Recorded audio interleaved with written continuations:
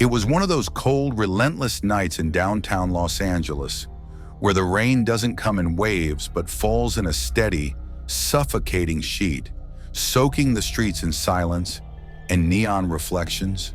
And while most people were tucked away in their homes or hurrying through the wet sidewalks, Elisa Lam, a 21-year-old student from Vancouver, had checked into the infamous Cecil Hotel, a place long associated with a history as dark and disturbing as the storm that now hovered above it. She was traveling alone, keeping a blog of her journey, calling home regularly, and doing all the things a bright, curious traveler would do. But something shifted one night when she simply vanished from her room without a trace, leaving behind her belongings, her phone, and all sense of normalcy. What followed was a moment that would burn itself into the internet forever. The elevator footage, that grainy, surreal video showing Elisa stepping in, pressing several buttons, peeking out into the hallway with a mix of confusion and terror, ducking into the corner as if hiding from someone only she could see, and moving her arms in erratic patterns as if responding to an invisible presence. And then, nothing. She was gone. Days turned into weeks, and as her family pleaded for answers, hotel guests began complaining about the water. Low pressure, foul taste, and a smell that made showers unbearable. And so a maintenance worker was sent to the rooftop to inspect the massive sealed water tanks, where he made a discovery that still haunts anyone who hears the story. Elisa's lifeless body, naked and decomposing, floating in the very water people had been drinking and bathing in. The rooftop had been locked, alarmed, and only accessible by staff, and the tanks themselves were so heavy and high that the idea of her getting in on her own felt impossible. Yet there she was, and no one had seen her go up. Some speculated psychosis, others pointed to foul play, and many believed something far darker was involved, especially given the hotel's legacy, a place that once housed serial killers, suicides, and mysterious deaths that were never solved. To this day, no one knows exactly what happened that night, what Elisa saw, what she feared, or what might have followed her into that elevator. But one thing is certain, she never left that building alive, and her story remains one of the most disturbing mysteries to ever unfold under the shadow of rain and concrete.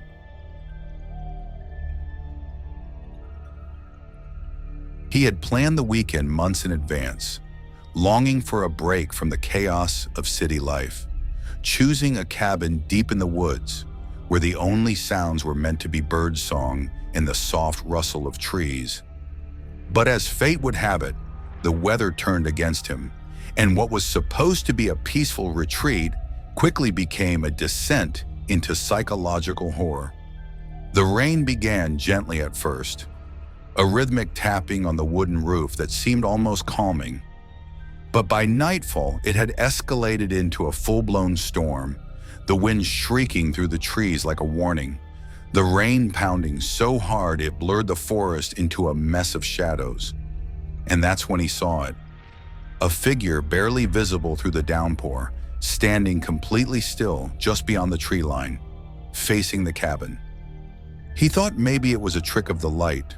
Maybe he was tired, but the next night it came back, closer this time, and when lightning illuminated the woods, he saw its face and nearly dropped the mug in his hand. It looked like him, but not quite, more like a reflection cracked down the middle, distorted, eyes hollow, smile stretched too far, like something that had been wearing his skin for too long. From that point on, the fear never left him. Not when he bolted the doors, not when he drew every curtain and pushed furniture against the windows, because he knew that thing wasn't just watching, it wanted in. The knocks started next, soft at first, always 3 in a row, then silence, then again. 3 slow, heavy knocks that rattled his bones more than the wind ever could. On the 3rd night, he caught his reflection in the mirror and froze, because it didn't blink when he did. And then it smiled. The candlelight behind him flickered, and for a second he thought he saw movement. Something stepping just out of frame. And in that moment, he understood he was no longer alone. Not in the cabin, and not in his own skin. When the cabin was finally searched after friends reported him missing, it was empty, eerily so. No blood, no struggle, just a cracked mirror, an overturned chair, and a sense that whatever had happened inside wasn't meant for explanation. In a quiet Malaysian town where the monsoon season made the sky weep endlessly and the air hang heavy with the scent of wet pavement and diesel, a young schoolgirl stood waiting beneath a rusted tin canopy outside her school gates, her uniform soaked through as the floodwaters crept over her shoes. And with every car that passed without stopping, her worry grew until that familiar childhood jingle, light, cheerful, out of place, floated through the storm. An ice cream truck emerged from the mist, old, battered, its paint peeling like sunburned skin, headlights dim and flickering, and yet it rolled forward with a deliberate slowness that made her gut twist. The driver, a man she didn't recognize, leaned out of the service window with a too-wide grin and held up an ice cream cone, calling to her over the rain, telling her it was free, that he'd take her home since her parents were late, insisting again and again with a smile that didn't reach his eyes and a voice that turned more forceful with every passing second. She took a step back, her instincts louder than her fear, and just as he began to climb out of the truck, a flashlight beam cut through the rain. The school's night security guard had appeared from around the corner, umbrella forgotten, face hard and focused as he stepped between the girl and the man. The driver froze, eyes darting, and without a word slammed the window shut and threw the truck into reverse, tires skidding through the puddles as the vehicle vanished into the curtain of rain. Police arrived later, took her statement, comforted her trembling parents. And when the descriptions were matched, they confirmed what no one wanted to believe. The same truck had been spotted in 2 other towns where children had gone missing, never to be seen again. And those cases were still open, with nothing but posters on telephone poles and a trail of unanswered questions. Thanks for watching. If you enjoyed the video, don't forget to like, comment, and subscribe to Don't Watch Alone for more terrifying stories every single week. Hit the notification bell so you never miss what's lurking in the dark. See you in the next one, and remember, don't watch alone.